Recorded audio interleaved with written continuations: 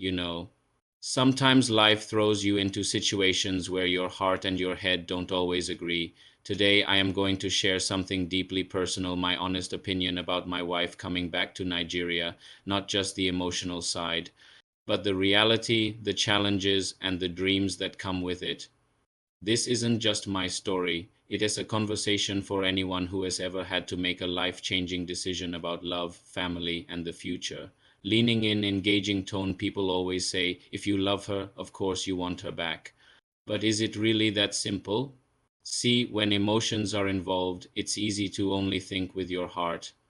But love isn't just about feelings, it's about timing, readiness, and the environment you're bringing someone into. So today I'll break down why I do and maybe don't want my wife to come back to Nigeria.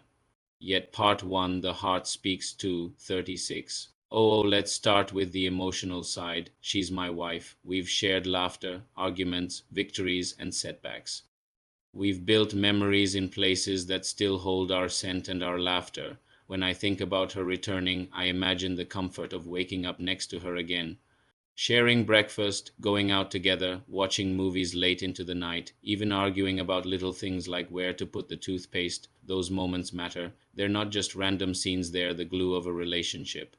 And for a man, there's something deeply grounding about having your partner beside you physically, phone calls and video chats.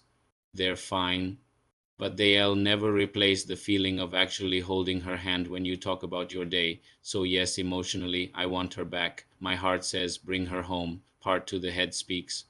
Now, let's talk about the other side, the one that's harder to admit. Love is emotional, but marriage is practical. Bringing her back to Nigeria isn't just about booking a flight, it's about making sure that when she lands, she's coming into a life that's stable, safe, and ready for her. Do I have the right home for us?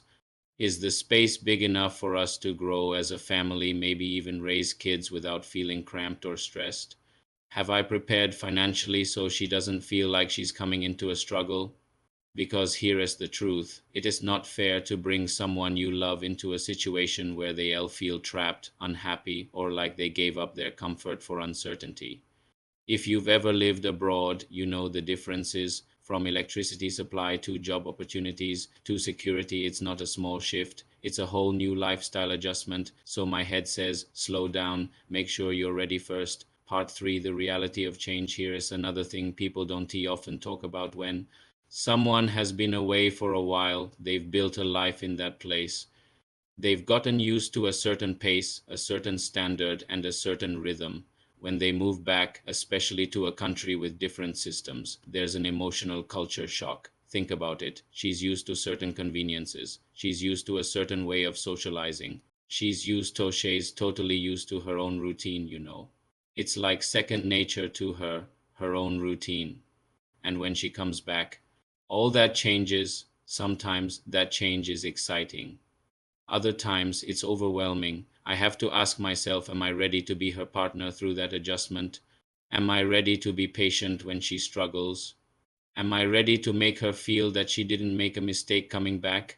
Because love without understanding is like having a house without a roof. The walls may stand, but the rain will still pour in. Part for the dream vs the work.